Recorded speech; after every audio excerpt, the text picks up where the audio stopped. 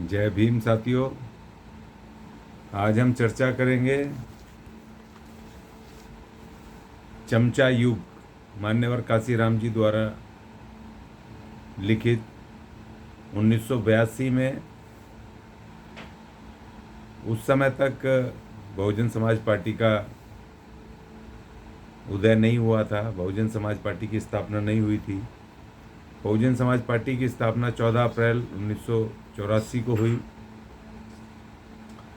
और मान्यवर काशीराम जी अपने जिस बहुजन मिशन को लेकर चल रहे थे, उस बहुजन मिशन के दौरान उन्होंने समाज में जो चमचा टाइप लोग हैं, जो इन मनुवादियों की गुलामी करते हैं अपने निजी स्वार्थ के लिए, उसके ऊपर उन्होंने एक चमचा युग नाम से एक किताब लिखी थी। और मान्यवर काशीराम जी चमचा युग की शुरुआत 24 सितंबर 1932 को मानते हैं। 24 सितंबर 1932 का दिन हमारे अधिकारों का छीनना कांग्रेस द्वारा, पूना पैक्ट का साइन होना, और जो पृथक निर्वाचन मंडल जो बाबा साहब जीत करके लाए थे गोलमेज सम्मेलन से, उसकी जगह संयुक्त चुनाव प्रणाली को फोर्सफुली लागू करवाना श्री गांधी द्वारा अर्थात कांग्रेस द्वारा। तो मान्यवर काशीराम जी ने ये पुस्तक ऐसे ही उन लोगों के लिए लिखी थी कि जब संयुक्त चुनाव प्रणाली जब लागू हो जाएगी तो उस समय समाज के जो रियल प्रतिनिधि होंगे वो इन राजनीतिक दलों से, जो SC ST के रिजर्वेशन से आएंगे, वो प्रतिनिधि तो दलित समाज की तरफ से जाएंगे, लेकिन वो रियल प्रतिनिधि नहीं होंगे, वो चमचा टाइप होंगे और उन मनुवादी पार्टियों के आदेश के बिना वो अपने समाज के लिए कुछ नहीं कर पाएंगे।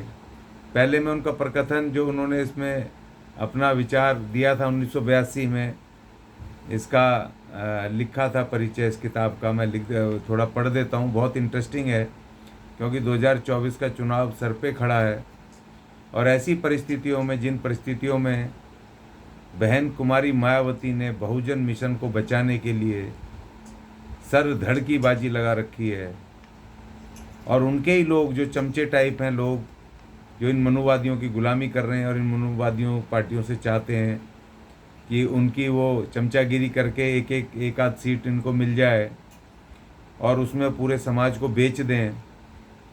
तो उसी तरह के लोगों के लिए लिखा था मान्यवर काशीराम जी ने। आज बहन जी उन्हीं चमचों से जूझ रही है। उन्होंने लिखा था, शताब्दियों से ब्राह्मणी संस्कृति से त्रस्त शूद्र और अतिशूद्र, जिन्हें अब पिछड़ी जातियां अर्थात अनुसूचित जाति, जनजाति और अन्य पिछड़े वर्ग कहा जाता है, अंधकार युग में विचर रहे थे। 1848 के आसपास ज्योतिराव फूले ने ब्राह्मणी संस्कृति के खिलाफ विद्रोह कर दिया। 20वीं शताब्दी के प्रारंभ से दलित वर्गों ने समूचे भारत में ब्राह्मणी संस्कृति के खिलाफ विद्रोह करना शुरू कर दिया। 1920 के आते आते उन्हें संयोगवश डॉक्टर BR अम्बेडकर का नेतृत्व मिल गया। ये पहले पैराग्राफ में मान्यवर काशीराम जी लिख रहे हैं।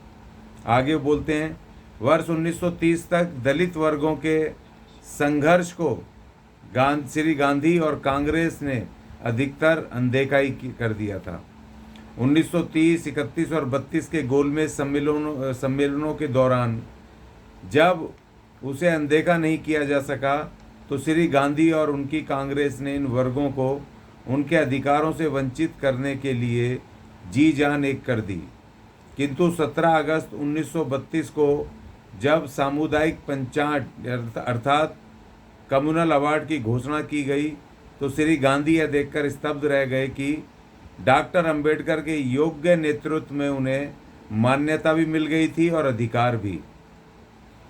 आगे लिखते हैं मान्यवर काशीराम जी, श्री गांधी और उनकी कांग्रेस के लिए यह असहनीय था दलित वर्गों को उनके अधिकारों से वंचित रखने के लिए श्री गांधी ने 20 सितंबर 1932 को आमरण अनशन कर दिया। इस तरह के दबाव डालने वाले तरीकों का इस्तेमाल करके दलित वर्गों पे पूना समझौता अर्थात पूना पैक्ट थोप दिया गया, किंतु पूना समझौता भी मान्यता को छीन नहीं सका। इस तरह हम देखते हैं कि जो स्वर्ण हिंदुओं पर थोड़ी सी सत्ता देने की बाध्यता आई तो वे बचाव की मुद्रा में आ गए। वे यह सुनिश्चित करने में लग गए कि इस पर से उनका नियंत्रण ना हटे।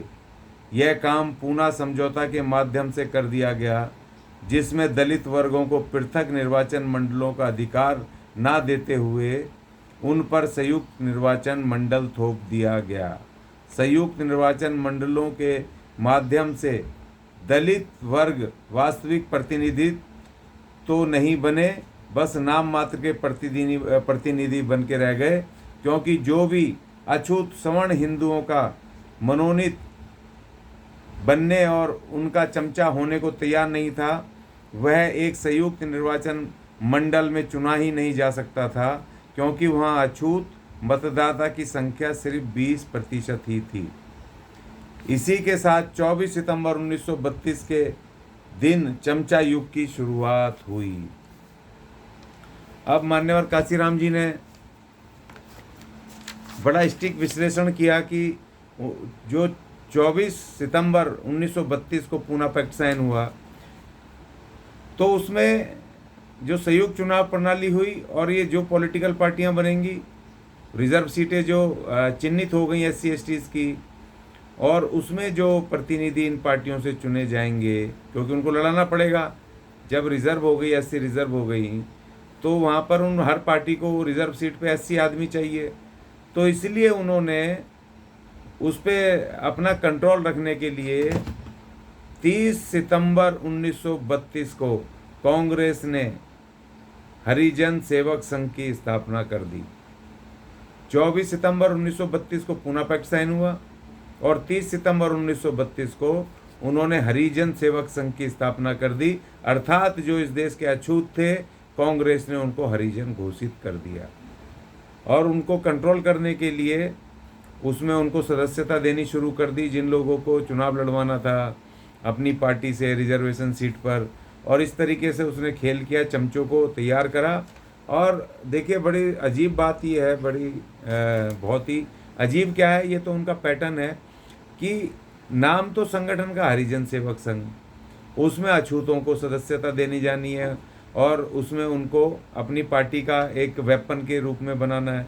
लेकिन उसके अध्यक्ष इसको बनाया, जो देश के प्रसिद्ध उद्योगपति थे घनश्याम दास बिरला हरिजन सेवक संघ के, वो अध्यक्ष बनाए गए कांग्रेस की तरफ से। और इसका मतलब कि बाकी जो जितने चमचे हैं जो हरिजन सेवक संघ में जाएंगे, वो तमाम लोग उस मनुवादियों के कंट्रोल में रहने चाहिए। वो कहें उठ तो उठ, वो कहें बैठ तो बैठ, वो कहें दिन तो दिन, वो कहें रात तो रात। और वही वो जो प्रथा चली आ रही है, वो लगातार प्रथा अभी तक चली जा रही है। और उसी के कारण ये हुआ कि हमारे प्रतिनिधि जो चमचे निकले, मान्यवर काशीराम जी के कथना अनुसार, वो एक्चुअल प्रतिनिधि नहीं थे।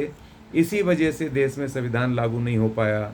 इसी वजह से वो जो इन कांग्रेस के टिकट पर जो हमारे प्रतिनिधि के रूप में चुने गए, वो संसद में अपनी आवाज़ नहीं उठा पाए। वो कांग्रेस के संविधान विरोधी कदमों की, नीतियों की आलोचना नहीं कर पाए और अपने संविधान के अपने लोगों के अधिकार को वो बचाने में नाकामयाब रहे, क्योंकि वो खाली एक रबड़ स्टैम्प थे। वो खाली रिजर्व सीट पर लड़ाने के लिए खाली एक वेपन मात्र थे कांग्रेस के। और इसीलिए वो कांग्रेस के बिना कुछ नहीं कर सकते थे। भले ही मंत्री भी रहे, प्रधानमंत्री भी रहे, कुछ भी रहे, वो थोड़ा बहुत वो तो कर पाए, नौकरियां फौकरियां, वो भी जो संविधान में बाबा साहब अधिकार दे गए थे, वो उसको करवाने में, नौकरी वोकरी लगवाने में। लेकिन वो उससे ज़्यादा कुछ नहीं कर पाए। वो वहाँ पर कांग्रेस का विरोध नहीं कर पाए जब वो संविधान को तोड़ रहे थे। जब वो बहुत सारी ऐसी नीतियाँ लेकर के आ रहे थे संविधान विरोधी, तो वो नहीं उनका विरोध कर पा रहे थे। कांग्रेस ने आर्टिकल 17 को लागू नहीं किया, जो अस्पृश्यता के विरुद्ध था, तो उसको लागू करवाने के लिए कुछ नहीं बोल पाए। कांग्रेस लगातार संविधान को तोड़ने की कर रही थी, कवायद कर रही थी, लगातार संशोधन करते आ रही थी, संविधान में गैर जरूरी संशोधन करते आ रही थी, उसके बारे में वो कोई विरोध नहीं कर पाए। और बाद में आके कांग्रेस ने जो बड़ा हमला बोला भारत के संविधान पर और SC STs के और अन्य पिछड़ा वर्ग के जो कॉन्स्टिट्यूशनल अधिकार थे, निजीकरण ला करके जो उसने इस देश को बेचने की कवायद शुरू की, और डायरेक्ट हमला था उनके रोजगार पर, उनके बजट पे और उनके दूसरे कॉन्स्टिट्यूशनल अधिकार पर, जो उनके डेवलपमेंट, विकास, शिक्षा को निजी करने के जो उन्होंने हथकंडे अपनाए। तो ये तमाम चीज़ें जो की गई, तो हमारे जो प्रतिनिधि कांग्रेस में थे, जो सांसद, विधायक या मंत्री, वो खाली चमचों की तरह बैठे हुए थे, वो कुछ नहीं कर पाए। बकौल मान्यवर काशीराम जी जो उन्होंने विश्लेषण उसका किया, चमचा युग उन्होंने जो लिखी, और इसीलिए कांग्रेस में बैठे हुए लोग और हमारे तमाम लोगों का प्रतिनिधित्व ठीक से नहीं कर रहे थे ईमानदारी से, इसीलिए मान्यवर काशीराम जी को वैज्ञानिक पद का अपना नौकरी छोड़ करके और उनको दर दर भटकना पड़ा, और उनको बहुजन मिशन खड़ा करना पड़ा, और अंत में जाकर के 1984 में उनको अपना खुद का राजनीतिक दल बना के ईमानदार और सच्चे प्रतिनिधि अपनी जनता को देने के लिए उनको एक कवायद शुरू करनी पड़ी, राजनीतिक कवायद। और वही आज हो रहा है। देखिए, जब बहन जी लड़ रही हैं अकेले, उन्होंने कहा कि नहीं, इन दोनों मनुवादी पार्टियों से हमारी लड़ाई है, संघर्ष है, और हम अकेले लड़ेंगे। तो उसमें जो चमचे टाइप लोग हैं, जो उसी तरह के चमचे, वो बहन जी को फोर्स कर रहे थे कि इंडिया गठबंधन में आओ, इंडिया गठबंधन में आओ, और बहन जी की आलोचना कर रहे थे। और मैं बार बार कह रहा था कि ये कांग्रेस के और इन पार्टियों के ये बिल्कुल ये चमचे हैं, इनकी भाषा बोल रहे हैं, ये इन्हीं के द्वारा पाले हुए हैं। अब पता चल रहा है कि जैसे जैसे टिकट बंटवारा हो रहा है, कि जो लोग EVM की हटाने की बात कर रहे थे, जो लोग बहन जी की आलोचना कर रहे थे कि बहन जी कुछ नहीं करती है, बहन जी EVM पे नहीं बोल रही है, बहन जी इंडिया गठबंधन में नहीं आ रही है, अब वो चमचे टैप वो लग रहे हैं। कोई बुलंदशहर से चुनाव लड़ने के लिए वो जा रहा है उसी चमची कांग्रेस पार्टी से, कोई समाजवादी पार्टी के टिकट से मेरठ लड़ रहा है, कोई एक वकील जो अपने आप को खलीफा समझ रहा है, वो कह रहा है मैं निर्दलीय कहीं से लड़ूंगा उत्तर प्रदेश से, और एक नगीना से उत्तर प्रदेश में जहां बहुजन समाज पार्टी का सिटिंग MP है, वहां से चुनाव लड़ रहा है। तो देखिए, तमाम लोग सिर्फ किसके खिलाफ लड़ रहे हैं? बहन कुमारी मायावती और बहुजन मिशन के विरुद्ध वो सारे चमचे इन पार्टियों से, इन मनुवादी पार्टियों के टिकट पे अब वो मैदान में कूद पड़े हैं। और इसीलिए मुझे ख्याल आया कि मुझे आज मान्यवर काशीराम जी का जो उन्होंने अपना विचार चमचा युग की शुरुआत की, जो उन्होंने लिखी थी 1982 में, उसको मैं अपने लोगों तक पहुंचाऊं और उनको कहूं कि मान्यवर काशीराम जी ने 1982 में अपने लोगों को ऐसे चमचे नेत्र जो अपने प्रतिनिधियों से और नकली प्रतिनिधियों से सतर्क रहने के लिए कहा था। और आप भी सतर्क हो जाओ भाई, 2024 का जो चुनाव आ रहा है, ऐसे चमचों को धूल चटाओ, जमानतें जब्त करवाओ, और अपने बहुजन मिशन को, बहन कुमारी मायावती को, उनके नेतृत्व में जो बहुजन मिशन आज है, उसको सफल बनाओ। जय भीम, जय भारत,